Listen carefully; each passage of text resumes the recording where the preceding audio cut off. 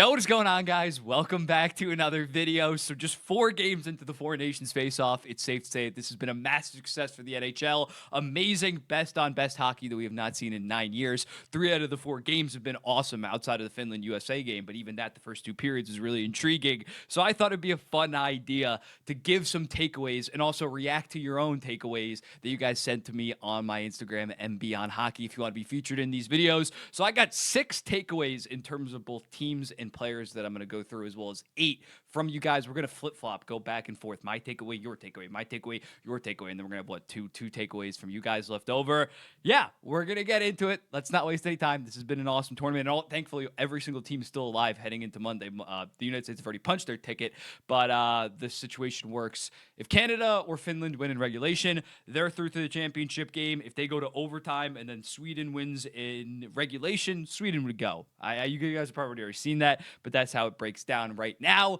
Let's get into it. And up first, Jacob Slaven should be respected as a consensus top 11 to 15 defenseman in the NHL. Last night, amazing. Just amazing in terms of playing 25 minutes a night, mainly against McDavid and MacKinnon's lines. He locked them down. He completely locked them down in terms of forcing them to the outside of the ice, making them drop it back to their teammates in transition, off the rush. There just wasn't much for Canada in that third period. Yes, they dominated possession, but it really wasn't in terms of getting effective shots off for Slaven. Him and Faber were just the perfect defensive pair that the United States needed once they took the lead in the middle of the second period. And he was awesome. I understand that you can't have him like top 7, top 8 because he doesn't have that offensive potential as some other guys. But in terms of defensively, he's the best defensive defenseman in the entire NHL, and in terms of a guy that can play 23, 24, 25 minutes a night. And it's good to see finally on the national stage because he kind of gets, I don't think people would say that he was a Rod Brindamore merchant, but Carolina does play a defensive system. It's good to see him on the best on best. I didn't think that personally, but on the best on best stage, be the United States best defenseman last night and really bring that physicality. He's usually somewhat physical, but he really brought it last night. It was awesome to watch, and for a guy that I've always defended, very encouraging. Next up, from Oliver Hurd, Canada's defense without Makar is second worst to Finland. And yeah, I'd have to agree with this. With Makar, it's the second best, probably the best in this tournament with Quinn Hughes being out. But yeah, without Cale Makar, without that offensive spark plug, you saw it on the power play. I didn't think Josh Morrissey was bad by any stretch, but they lose so much puck movement, and that's actually going to parlay into my next take with the Canadian defense core. Cale Makar really is the only bona fide superstar defenseman that Canada has. You look at the United States, they got Adam Fox, they got Charlie McAvoy, who can be a top 10 defenseman. Slaven, I just said 11 through 15. Zach Werenski's playing like a top 3 defenseman in the NHL.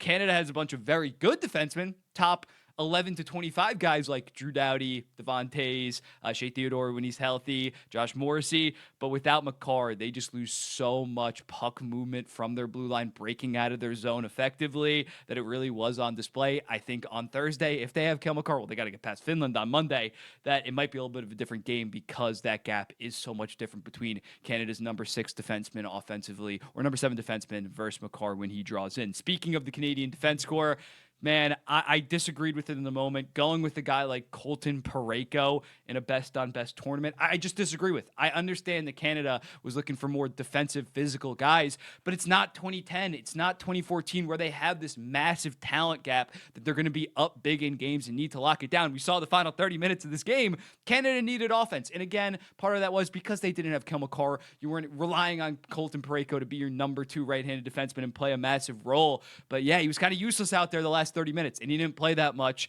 because he offers nothing offensively. So yeah, I think hopefully Canada learns from this, and I'm not saying Evan Bouchard, but maybe a Mackenzie Weegar that can play on both sides. It does offer a lot more offensively. Hopefully Canada, well, hopefully they don't because I want the United States to win it. But if Canada management is going to learn anything, hopefully that it's not, you can't bring kind of these dinosaur defensive defensemen. You need to bring two-way guys. Now that the world has kind of caught up to Canada to a degree, it's not 2010, 2014 where you're loaded throughout. You need guys that can play offense. You can't just go shut down defensive guys. Colton Parayko is, but a guy like Slaven does have offensive upside compared to, say, a Colton Parayko. So yeah, don't bring Colton Parayko in 2026 because you're not going to be leading by a shit ton every single game. Next up, R Flurry 3 says, team should have been chosen closer to the time of the event. Gotta wholeheartedly agree with this. They picked it, like December 3rd, December 4th, 2 whole months, over 2 months before the actual event. I understand you need to pick it like relatively, like you can't pick it a week or two out from the event,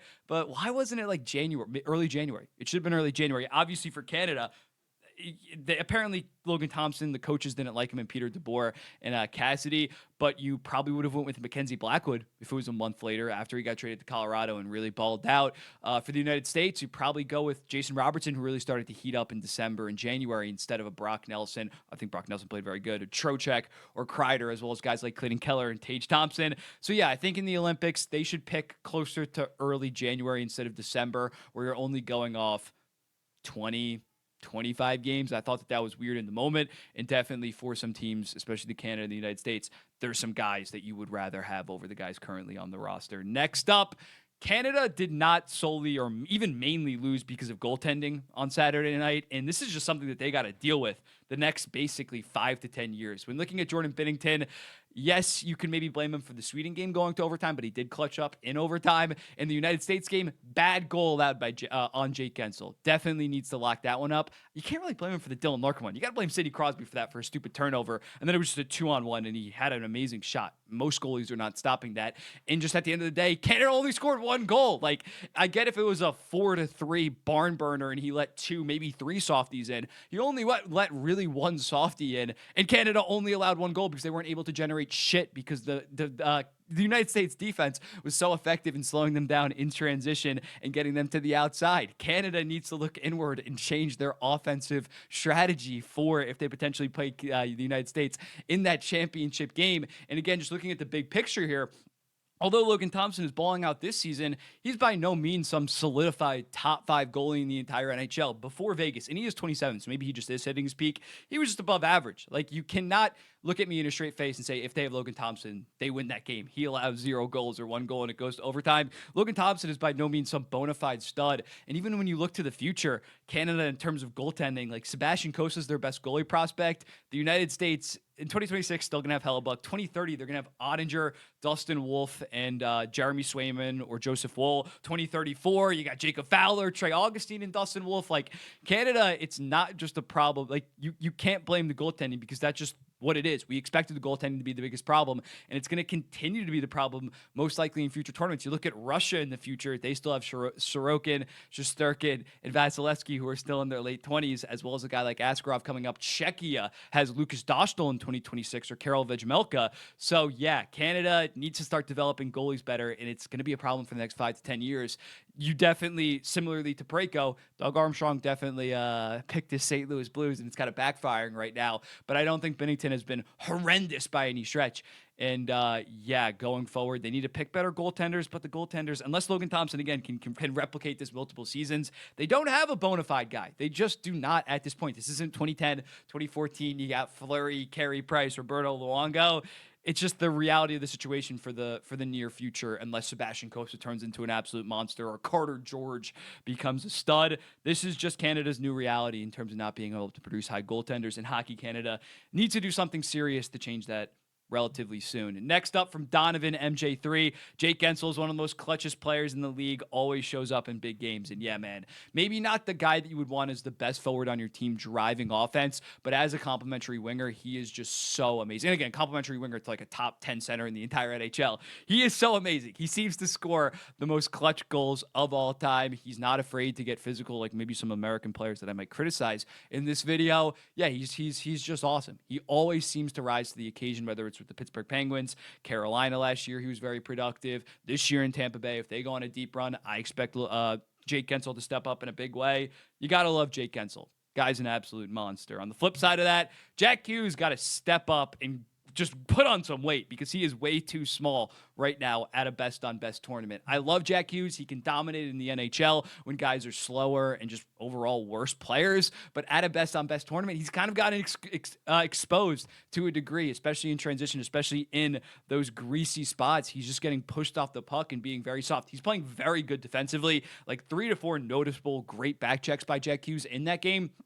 But you're Jack Hughes. I expect more from you offensively. You're not here to be a defensive third liner or something like that. I need him and Austin Matthews to step up in a big way if they want to win on Thursday. Not saying they've been horrible, but yeah, Jack Hughes, 5'11", 175. We need to get him up to like 185 if he wants to truly become one of the best players in the entire NHL. He's already a top 10 to 16. Again, I'm not trashing the dude. He's a stud. He has like 65 points, 57 games right now. Been awesome defensively.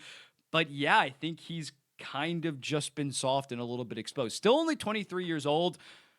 But yeah, it just seems like he's still a little bit weak. And if you're a New Jersey Devils fan, you got to bulk him up this summer. On the similar side of that, not the flip side, from Zach, he says Kyle Connor can't be the guy on a championship team. And I agree with this to a degree as well. When looking at Kyle Connor, also a smaller guy that has been pushed off the puck a lot of times. Now, Winnipeg also has Mark Scheifele, but is Mark Scheifele the best player on a Stanley Cup winning team, best forward?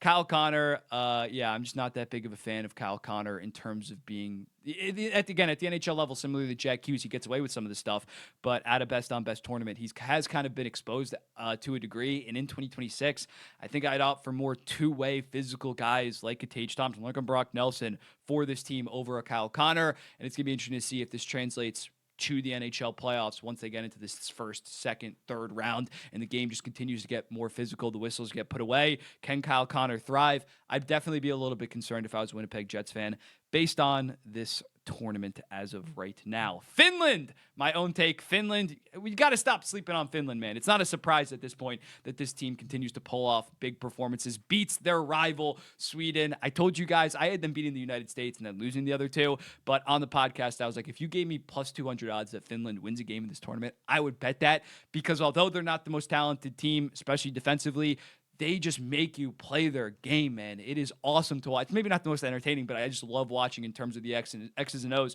Finland just cycle the puck around, control possession, stifle you in the neutral zone. It's awesome to watch. I love to see it. And in that third period, I thought they just thoroughly outplayed Sweden. Kevin Lankinen stepped up in a big way. UC Soros, I would not be too confident if I was a Nashville Predators fan. Continue to be on the downhill trajectory. But back to Finland. Yeah, in 2026, they'll be a serious threat once they have Miro Heiskanen. And again, even with this defense core, they're still NHLers. They are not bums. They're not like randoms. This isn't some type of World Juniors where they're just making absolute, there's some lesser country and just flubbing it up. Like, these guys are still pros and they know how to play defense. Nicholas Manipola has stepped up in a big way for Finland. I've been impressed with him. He should play over Travis Hamonic for the Ottawa Senators. But yeah, Finland would not surprise me if they beat Canada. Not surprise me if they beat the United States in the championship. This is just what Finland does. Not always the most talented, but they seem to always be on the same page. And so many of the players play on the same team with Dallas, Florida. Montreal has two guys. They're just so well coached and just play such a good defensive style of hockey. And it can really stifle these teams that don't have a ton of chemistry, like Team Canada potentially on Monday and like Sweden. Next up, Mike Sullivan. We got to respect Mike Sullivan. When looking at him, it is definitely more so the Pittsburgh Penguins roster talent that has failed him than, say, him being a bad coach, considering he, on such a short notice, put together this amazing game plan versus Canada, a simple game plan. Go watch Hockey Psychology's video fully breaking down how the United States stopped Canada. But yeah, after just 2 to 3 practices to implement this and slow down some of the best players in the entire world, it was just awesome. Mike Sullivan, stud coach. I've hated on him before. Maybe his message has grown stale in the Pittsburgh Penguins locker room and just like their overall talent has kind of fallen off, but he's still a damn good coach. If the Pittsburgh Penguins decide to move off him, somebody should scoop Mike Sullivan. Still a very good coach. Next up, we got this from Lotzi 10. Lucas Raymond can not only hang, but excel with the best of the best. When looking at Lucas Raymond, yeah, I think he's arguably been Sweden's best forward. Probably. Yeah, I'm actually dropping a graphic of like MVP leaderboard. Lucas Raymond's the highest Swede. He's been awesome in terms of him just dominating possession in the offensive zone has really impressed me. His playmaking ability is just off the charts. I've been really impressed in that contract at 8 by $8.07 million. It's looking to look like one of the best contracts in the entire NHL. If you're a Detroit Red Wings fan, with how Larkin played in that Canada game and now Raymond just overall played, you got to be damn excited about the Red Wings heading post Four Nations break. Next up, we got this from Judah CB. McDavid gaps MacKinnon, and this shouldn't even be a debate after this. Yeah, McDavid's without a doubt been better than Nathan MacKinnon. I think that most people agree that he's better than Nathan MacKinnon. I wouldn't say it's some like massive gap, but yeah, there was a lot of debate about MacKinnon being the better player than McDavid after back-to-back better regular seasons. That was nonsense. Look at what McDavid did in the playoffs. Look at McDavid's overall track record. Just It's McDavid. I don't think I really have to break that one down too much. Connor McDavid is a better player. And then we're going to finish off. Actually, no, this is the second to last one. Liam Clark, 9. Foxy, overrated. And I got to be honest, Fox has not looked that good in the Canada game. He wasn't really required to play a ton at the end, considering that Brock Faber and Slaven pair just was such a wrecking ball defensively that he only played like 16, 17 minutes. It's going to be interesting against Sweden in that championship game where maybe they're going to need more offense because, again, once they went up 2-1, they kind of just shut it down through the defenseman out there. But yeah, Fox, akin to Hughes, has been a little bit soft, and Fox not always the best skater. So he needs to step up in a big way if the United States want to win gold. Or is it even gold? Win the title. I don't know. But yeah, I've been a little bit disappointed by Adam Fox, but I'm not going to massively overreact. Just 2 games. And he was fine he was good against Finland. Next up, Zach Ola, 10. This is the last one. Hockey is getting attention in the main media and is a great way to bring best on best. Yeah, I said it before the game. Like, this is the most important hockey game of the last decade. Canada versus the United States going head to head with the NBA Skills Night. In the NBA Skills Night, Mac McClung won his 3rd dunk competition, as well as Wemby and Chris Paul were cheating the skills competition and got disqualified. That was another shit show, and I like the NBA. But yeah, the fact that we had maybe not a barn burner game, maybe you would have preferred a 4-3 overtime kind of game, but the fact we had that right off the rip, the 3 fights, and just overall, it was very high-level hockey, very intense. Canada just attempting to surge at the end there, U.S. holding on. It was awesome. It was such a win for the NHL. I usually shit on Gary Bettman. You got to give him his flowers when he gets this right. I don't know why. I really don't know why people criticized this tournament and thought it was going to be a bad idea. I understand why you criticized it if you said you should have been 6, 8 teams. I understand that. But like, the notion that this wasn't a massive upgrade compared to the bullshit All-Star weekend and having 2 to 3 NHL games was absolutely ridiculous. And I really think that this is going to propel the NHL, especially heading into the Olympics the next year. I've never seen buzz around the NHL like this. Even Game 7, Florida Panthers versus the Edmonton Oilers. I don't know why I brain farted that for a second.